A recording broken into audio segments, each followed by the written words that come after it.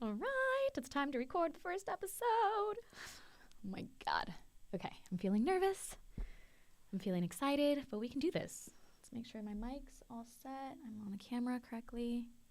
It's me. It's a one-person band here. Producer, host, everything, editor. It's all happening right now. Okay. Episode 1 of I See Connections in 3, 2, 1. This is the best. Simply the best. Something like that. Ilyana Capellan. That's me, and I'm your host. All right, it's time to record. It's a one-person band here. This is happening in 3, 2, 1. Hey there, I'm Ilyana Capellan. Welcome to I See Connections. I'm a former TV news reporter and lifestyle host looking to continue making connections with people in everyday life. This is my way of continuing to tell meaningful stories that resonate and inspire. This is a space for real conversations about what connects us all as human beings. Every episode, I plan to sit down with someone new to explore the universal experiences, emotions, and stories that remind us we're more alike than we are different, and we're all just trying to survive. Whether it's love, struggle, creativity, culture, purpose, or fun, we're digging deep into what makes us human. So let's get connected.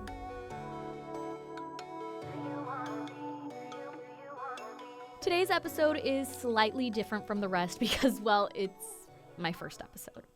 I've put this one off for a while because while I love being in front of the camera, talking to the microphone, I absolutely hate and dread being the person that is the focal point, if you will.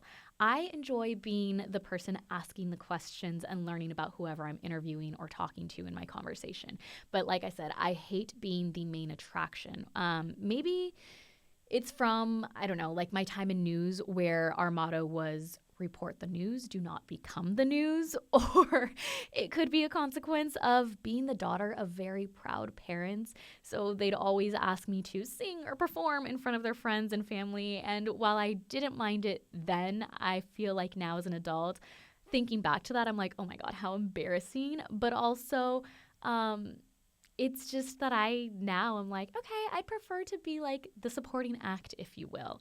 But let me clarify. I have absolutely no problem at all talking in public, talking to people, getting in front of the camera, getting in front of the microphone. Like, I'm shy, but in a way, I would say I'm calculated because in my mind, I'm constantly thinking and calculating about like, okay, what can I talk to this person about? What can I say to this person? Like, if I'm going to have a conversation, how do I keep the conversation going? I am somebody that has yet to find the beauty in silence. I find that I actually hate silences in conversations. So, like I said, in order to avoid the silence, I try to plan out conversations in my head or at least topics that I can talk to different people about because I have yet to find the beauty in silence, but hopefully one day soon I will find the beauty in silence. I'm working on it. That's all I can say. And either way, I am me and I'm constantly growing and evolving. But one thing I know for sure is that I love connecting with people and listening to what others have to say, no matter if I agree or not. And I hope to bring that same spirit and those conversations and connections to you. So you'll get to know me in every episode, but for starters, I am a proud wife to an amazing husband. He's so supportive. I have the most beautiful and chaotic baby boy. I'm the proudest daughter of immigrants and a granddaughter, a sister, a niece, an aunt, a cousin, and I'm blessed to have some of the best friends and in-laws in the world that, of course, I consider my family. I take all of my titles very seriously and wear each one with pride. But for a long time, I thought that I was defined by what I did. So whether that was being a cheerleader, working in reality TV, being a journalist, being a host, and to be honest with you, some days it's hard not to be defined by those things. But I try to remind myself that I am defined by who I am when no one is looking. When the makeup is off, the hair is messy, the house is dirty, and I'm just me.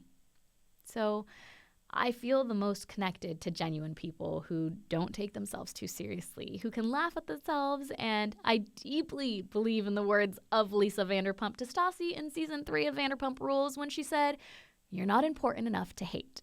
I think it's a great reminder to everyone that, everyone's too consumed in thinking about themselves to really worry or care about what you're doing, what you look like, or anything else.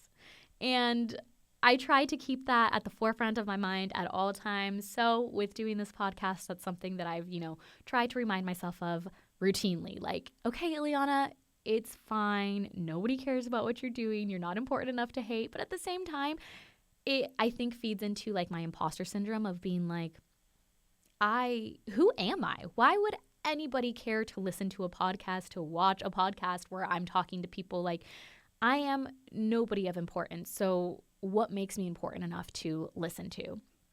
And truthfully, I still think that I'm not anybody of like any sort of importance. I'm not a celebrity. I'm not an influencer. I'm just, like I said, I'm just trying to figure out who I am, I guess. But in trying to figure out who I am, which I think is normal, I think everybody's going through that process in their life.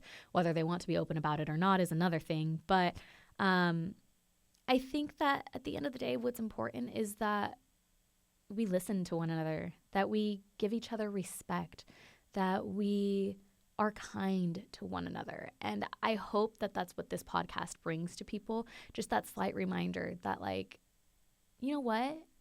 Everybody deserves space. Everybody deserves to be heard. Everybody deserves to be respected. And sometimes all that takes is listening to somebody.